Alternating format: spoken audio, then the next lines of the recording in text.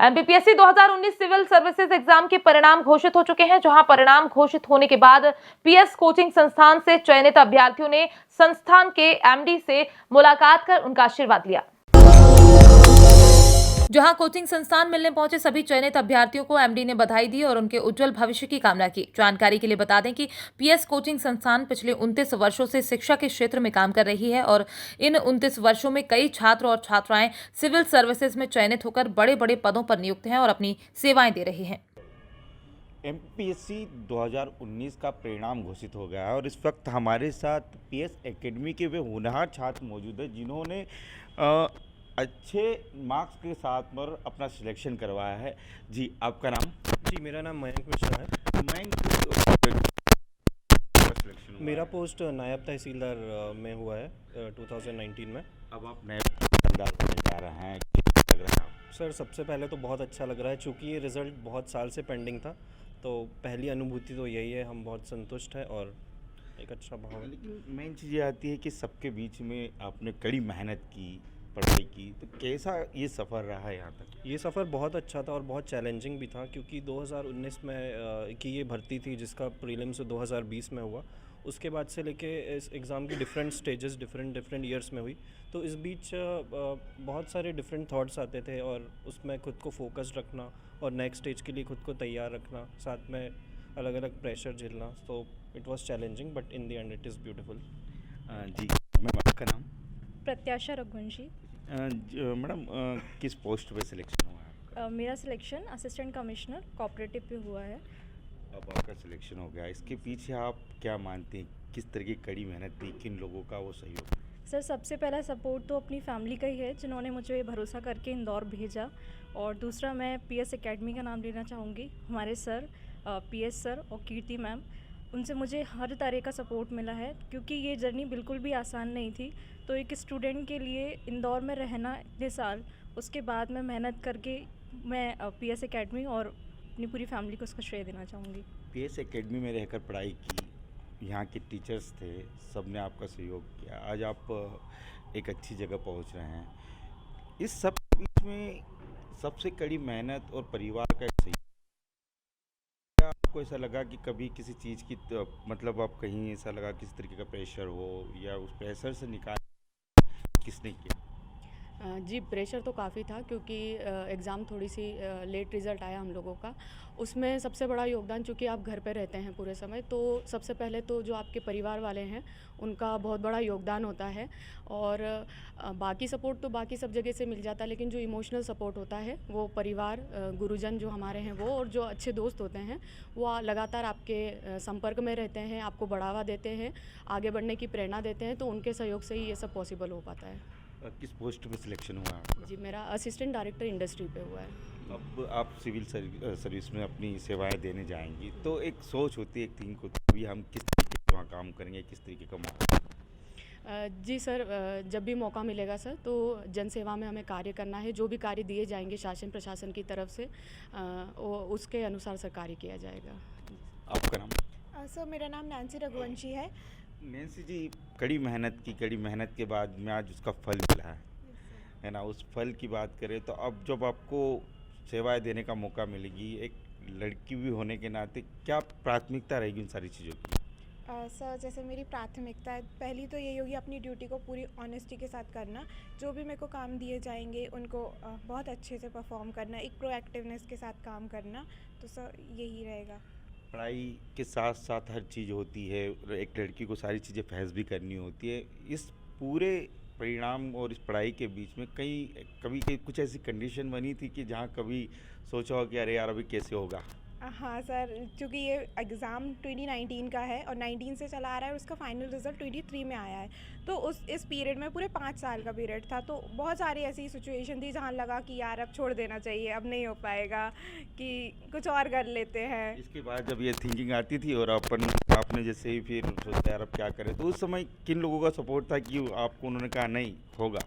Sir, उस time पे बहुत सारे लोगों का सपोर्ट था, जैसे फैमिली का सपोर्ट था, मतलब उन लोगों का था कि मतलब पूरी मेहनत करके हो जाएगा। फिर सर का भी था, सर भी मेरे को बोलते थे कि हाँ हो जाएगा, और दोस्तों का भी था। सर, बहुत बधाई हो आपको। Thank you so much. Ma'am, आपका नाम? मेरा नाम मंजूषा खत्री है। मंजूषा जी, कैसा लग रहा है? पहले तो आप ये बताइए कि कौन सी पोस्ट में आपका सिलेक्शन हुआ है और इस सब के पीछे क्या था जो आज आप इस पोस्ट पे पहुंची हैं? मेरा चयन डेप्यूटी कलेक्टर के पद पे हुआ है और इन सब के पीछे मैं अपनी एकेडमी को भी थैंक यू कहना चाहूँगी, स्पेशली पीएस सर। उनके आंसर राइटिंग क्लासेस की वजह से आज मेंस के नंबर हैं और मेंस के नंबर की वजह से ही आज चयन हुआ है। तो और पेरेंट्स का सपोर्ट, टीचर्स का सपोर्ट और फ्रेंड्स का सपोर्ट, इन सब के कलेक्टिव सपोर्ट की वजह से ही आज हम इतनी लंबी जर्नी को इतनी आसानी से पार कर पाए। इसमें एक चीज़ ये भी है कि आपके साथ में कई और भी आपके फ्रेंड सर्कल था, वो सभी लोग साथ में थे। शायद कुछ लोगों का सिलेक्शन भी नहीं भी हुआ हो, तो अब उनको आप किस तरीके से हिम्मत देंगे? हिम्मत देने के लिए तो मेरे पास अभी इतनी हिम्मत ही नहीं है कि मैं उनको फेस कर सकूं, क्योंकि 5 साल इंतज़ार करने के बाद अगर उन दोस्तों को देखो कि जिनका नहीं हुआ है तो बहुत बुरा लगता है। शायद उनको फेस करने की हिम्मत नहीं होती है, बट ये ज़रूर कहा जा सकता है कि उनको वो उनके लिए एक इंस्पिरेशन भी हो सकते हैं। और मुझे लगता है कि मित्रों का साथ तो कभी नहीं छोड़ा जा सकता, चाहे सिलेक्शन हो या ना हो। मित्रों का साथ कभी नहीं छोड़ा जा सकता। आपका नाम? मेरा नाम अविनाश दीक्षित। अविनाश जी, कौन सी पोस्ट में सिलेक्शन मेरा हुआ सर है? सहायक संचालक स्कूल शिक्षा विभाग के लिए हुआ है। शिक्षा विभाग में आपका सिलेक्शन हुआ है और पढ़ाई की वाले विभाग में जाएंगे अब आप, तो क्या प्राथमिकता रहेगी वहाँ पर? सर स्कूल शिक्षा विभाग में प्राथमिकता, सर सबसे पहली प्राथमिकता ये रहेगी कि ड्यूटी अच्छे से करें, ईमानदारी से जितना हम कर सकते हैं मेहनत ड्यूटी में जाने के बाद भी करें, क्योंकि सिलेक्शन होने तक का तो सफ़र ठीक है, इसके बाद शायद मतलब हम कितनी मेहनत वहाँ जाकर करते हैं, कितना हम डिलीवर कर पाते हैं, या हम जो इंटरव्यू देने जाते हैं तो हम जो वादे करके आते हैं, जो मन में कभी हमारे रहता है कि हम जितना क्वालिटी पे वर्क कर सकें, और जो भी और इश्यूज़ रहते हैं सर कुछ चीज़ें वहीं जाके जो समझ में आएंगी तो उस पर काम करना चाहूँगा। एक चीज़ देखी गई है कि बच्चे बाहर से आते हैं, बाहर से पढ़ते हैं, इस बीच में कई चीज़ें उन्हें फेस करनी होती है। कभी आपके साथ भी ऐसा कुछ हुआ हो? नहीं सर, अब सिचुएशन बहुत अलग है, हर एक चीज़ के लिए फैसिलिटी है हमारे पास हैं, तो थोड़ा बहुत मतलब स्ट्रगल तो रहता है, बट मैनेजेबल है, सब हो जाता है। सब चीज़ की बात करें हम, तो इसमें किसी भी सिलेक्शन की जब बात आती है तो सिलेक्शन में सबसे मायने रखता है कि आपने कितना समय उसको दिया।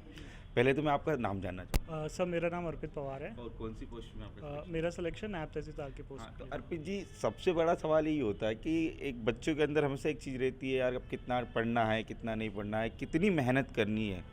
तो यदि इस चीज़ के बारे में कहें तो कितनी मेहनत लगी सारे इस सफ़र को पूरा सर करने डेफिनेटली मेहनत तो काफ़ी लगी है, एंड मेहनत से ज़्यादा आई वुड से कि patience was more important than anything else. हम लोग 4 साल से वेट कर रहे हैं, 2019 से प्रिपेयर कर रहे हैं, प्रीलिम्स दिया, मेंस दिया, इस दौरान कोविड भी आया, कोविड का फेस में हमें तीनों वेव्स में इंदौर में रह के प्रिपेयर करना पड़ा, तो that was definitely very tough.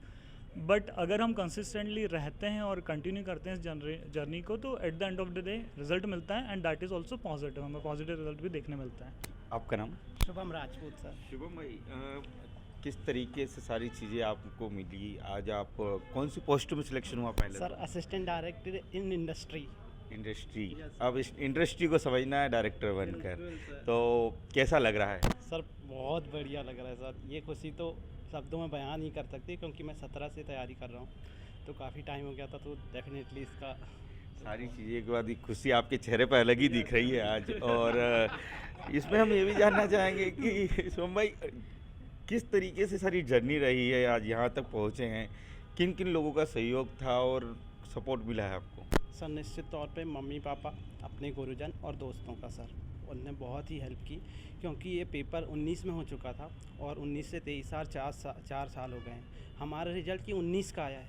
4 साल इतने दिन तक अपने आप को कैसे मोटिवेट किया, उनमें तो अपने मम्मी पापा, गुरुजन और फ्रेंड्स।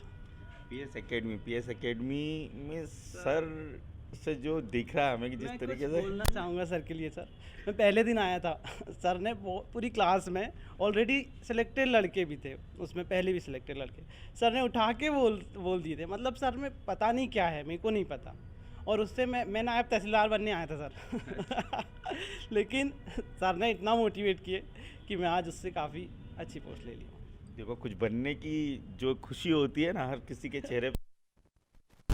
आपका नाम? वर्धमान जैन। सलमान भाई, कौन सी पोस्ट में? Sir excise sub inspector sir. Exercise समझेंगे अब आप, कैसा लग रहा है? अच्छा लग रहा है सर। कितनी मेहनत, कितना कुछ रहा इस पूरे सफ़र में, इस जर्नी में? सर ये काफ़ी लंबा हो गया था रिज़ल्ट, तो पेशेंस की बहुत आवश्यकता पड़ी। साथ में जो इनपुट्स पीएस एकेडमी से हमको मिले थे पहले दिन से, तो वो पूरे टाइम काम आए। सर की जो एथिक्स की क्लास थी उसमें जो उन्होंने हमें वैल्यूज़ सिखाई, वो पूरे जर्नी में हमें मोटिवेट उसने किया। और फिर जैसे लोगों को इनका मन ख़राब हुआ, नेगेटिविटी आई, सर मेरे अंदर ऐसा कुछ नहीं हुआ और अभी भी मेरे पास मौके हैं तो मैं उनको भी अच्छा बनाने की कोशिश करूँगा सर। तो देखिए, ये थे पीएस एकेडमी के वो हुनर छात्र जिन्होंने ये बता दिया कि यदि कड़ी मेहनत की जाए तो किसी भी मुकाम को हासिल किया जा सकता है। वीडियो जर्नलिस्ट कमल किशोर के साथ Devendra Bhamdare, red 9 news, Indore. PS academy के एमडी श्रीवास्तव सर हमारे साथ मौजूद है इस वक्त। सर, काफ़ी बच्चों का सिलेक्शन हुआ है, कैसा लग रहा है और क्या इस बीच में रहा कि किस तरीके की कड़ी मेहनत थी बच्चों? देखिए, ये तो हमारी आदतों में आ चुका है कि सिलेक्शन होते हैं, लेकिन इन बच्चों के साथ एक विशेष स्नेह का कारण रहा है। वो ये कि 2019 का एग्ज़ाम है, 2020 का रिजल्ट पहले आ गया, 2019 का बाद में आ रहा है, तो थोड़ा सा इन बच्चों को, जो अभी वर्धमान ने कहा ना कि पेशेंस वाली चीज़ जो थी वो बहुत ज़रूरी थी। इनको मोटिवेटेड रखना है, इनके मोराल को बूस्टअप करना, और कभी भी ज़रूरत हो तो हम लोग खड़े रहें। और महत्वपूर्ण ये है कि जब रिज़ल्ट आता तो हम लोग खुशी तो होती है, और उसके पीछे कारण ये कि जैसे एक मदर होती ना, जब बच्चा पैदा होता है तो उसको खुशी होती है देख करके उनको, वैसे ही हम लोगों की भी फीलिंग आती है कि ये बच्चे अपने बच्चे हैं। और सबसे बड़ी बात ये कि जितने बच्चे, उनके साथ हम लोगों का भावनात्मक जुड़ाव भी रहता है। एक प्रोफेशनल हम लोगों के साथ अप्रोच नहीं है कि हम लोग प्रोफेशनली बच्चों को देखते हैं। फीस वाली बात भी हम लोग नहीं देखते कि किसने कितनी फ़ी दी, किसने क्या किया क्या नहीं किया, कोई मतलब नहीं। हमको तो पता भी नहीं रहता कौन कहाँ से है, कैसे है, लेकिन उनकी सारी कुंडली हमारे पास ज़रूर रहती है कि ये बच्चा पढ़ रहा है, नहीं पढ़ रहा है, लिख रहा है, नहीं लिख रहा है, कहीं भटक तो नहीं रहा है। तो जैसे अभी वर्धमान के बारे में बात कर रहा हूँ, वर्धमान बहुत अच्छा वकील भी है, ये आप लोगों को नहीं पता होगा। जब ये लिखता तो मैं इससे कहता तुम्हारे नंबर ज़्यादा आएंगे रिटन में, और इंटरव्यू में उतने अच्छे कि मुझे उम्मीद कम रहती थी इससे, क्योंकि मैं इसका हमेशा ये फेशियल एक्सप्रेशन थोड़ा सा गड़बड़ कर देता था। लेकिन इस बार इसको मेंस में नंबर कम मिले हैं, जितने मिलने चाहिए थे। बहुत ज़्यादा नंबर मिले हैं, लेकिन मेंस में नंबर उतने नहीं मिले जितने मुझे चाहिए थे। खैर कोई बात नहीं, अभी इसको फिर से मेंस देना है, तो अभी जितने चेहरे आप देख रहे हैं इनमें से मैक्सिमम तो अब नहीं देंगे क्योंकि सबको अपनी अपनी जगह मिल चुकी है। लेकिन फिर भी मैं इन लोगों से ये चाहूँगा कि ये लोग यूपीएससी की तैयारी करें, क्योंकि यूपीएससी की तैयारी का मतलब होता है कि 20-22 साल का एक जंप मिलता है, और जो सबऑर्डिनेशन है 20-22 साल का वो ख़त्म होगा और बहुत आगे बढ़ जाएंगे। तो इतनी सी बात है। और पीएस एकेडमी पिछले 28-29 सालों से तो मैं पढ़ा ही रहा हूँ, ये आपको पता है, और अभी भी उसी ऊर्जा के साथ पढ़ाते हैं। सवेरे क्लास में जाते हैं, शाम तक पढ़ाते हैं। तो पढ़ाना मेरा पैशन है, ये धंधा नहीं हमारे लिए। सर, 29 साल से लगातार आप पढ़ा रहे हैं, कई बच्चों को कहीं ऊंचे मुकाम पर पहुंचा दिया है। इस बार बात करें 2019 के रिजल्ट की, तो कितने बच्चों का सिलेक्शन हुआ है सर? अभी मैडम ने जो मुझे लिस्ट दी है 119 बच्चों की दी है, तो वो मैडम की लिस्ट हमेशा ऑथेंटिक होती है। हम लोग कभी भी बाहर से बटोर करके बच्चे नहीं लाते, क्योंकि ऐसा नहीं है कि जो इंस्टीट्यूट अभी खुला और रिजल्ट 2019 का दे रहा है, तो ऐसा भी होता। हमारे यहाँ ऐसा नहीं होता। आपने कभी विज्ञापन में हमको देखा नहीं होगा, क्योंकि ये जो बच्चे हैं यही हमारे स्पोक्स पर्सन हैं, यही हमारे फील्ड में जा कर के हमारे नाम को आगे बढ़ाते हैं, यही अपनी ईमानदारी से पीएस एकेडमी का और इंस्टीट्यूट का नाम आगे बढ़ाते हैं। ये अपने परिवार के साथ पीएस परिवार का भी नाम रोशन करते हैं, इसमें कोई कहने वाली बात नहीं है। तो इसमें एक चीज़ देखी गई कि 2019 का रिजल्ट अब आ रहा है, मतलब लगभग 4 साल हो गए। अब किस तरीके से जिस बच्चों को जो सिलेक्शन हुआ है, ये आगे किस तरह, ये आगे भी रुकेगा या फिर अब जिनको जहाँ पोस्ट मिल गई है वो शासन करेगा कि जल्द से जल्द? 87 और 13% वाला मामला है, और 13% मामला अब सब जुडिस है, उस पर भी कुछ भी कहना अच्छा नहीं होगा। लेकिन अब मुझे लगता है कि शासन प्रशासन और सरकार इनके लिए कुछ अच्छा सोच रही है, और तभी रिजल्ट अपने इतनी जल्दी दिए गए। 2020 का दिया गया, 2019 का दिया गया, आगे बहुत सारा पाइपलाइन में पड़ा हुआ है, एग्ज़ाम भी और रिज़ल्ट भी। तो मेरा ख्याल है अब ये बहुत तेज़ी से चीज़ें सुधरेंगी। सर, एक आखिरी सवाल, जो बच्चे सफलता हासिल नहीं कर पाए हैं उनके लिए आप क्या कहेंगे? आगे फिर से करेंगे मेहनत, कोई ज़रूरी नहीं है कि, देखिए एक किताब आपने पढ़ी होगी, कोई भी सफलता अंतिम नहीं होती है और कोई भी असफलता भी अंतिम नहीं होती है। तो असफलता हुई है तो आगे सफलता मिलेगी, और सफलता यदि मिली है तो आगे बढ़ने की और गुंजाइश है, उसको आगे काम करना चाहिए। तो यदि कोई असफल भी हुआ है तो वो मायूस न हो। सर का सीधे सही कहना है कि यदि आज असफल हुए तो कल आपके भी कदमों को सफलता चूमेगी। Devendra Bhamdare, red 9 news, Indore.